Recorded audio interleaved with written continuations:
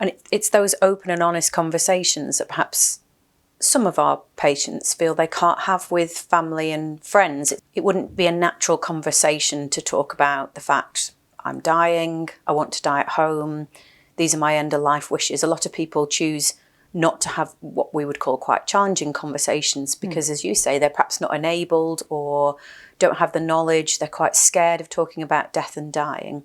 So what we're offering is that opportunity to talk more openly and ask those questions that you perhaps would never ask a loved one.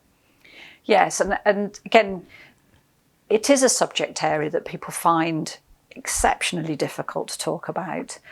You know, I think sometimes we all like to think that we'll go on forever, but of course we won't, you know, we can't. That's natural. That's what life is all about, is that life comes to an end.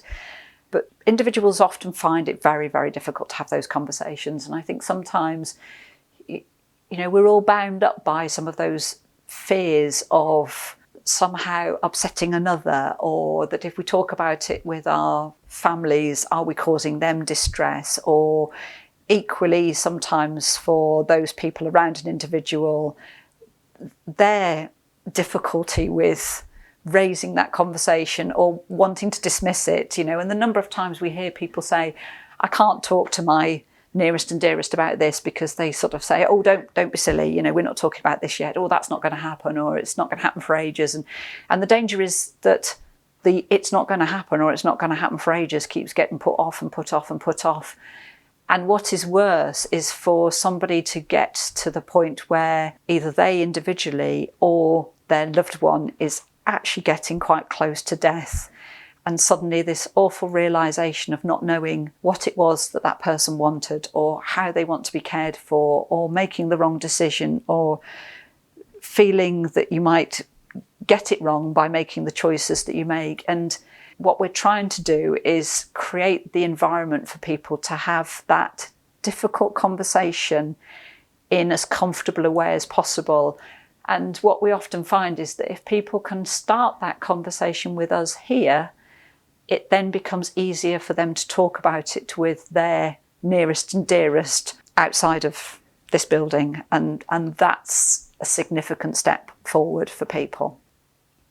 The main thing is that we are here to offer our support and our knowledge. And from that point on, we can then make a decision as to how best we can help.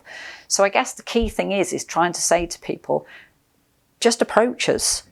Come and talk to us. Come and open up a conversation with us about what's actually happening for you as an individual. Either you because you're living with a condition, or you as an individual because you're caring for or connected with somebody who you can see is at that stage in life. Come and have a conversation with us, and between us we'll work out what's the best way for us to help and support you. And as I said earlier, it might be that it is one of our services. As you say, Catherine, you know, we have a range of different ways in which we support people, and we refer to those as our services as an organisation.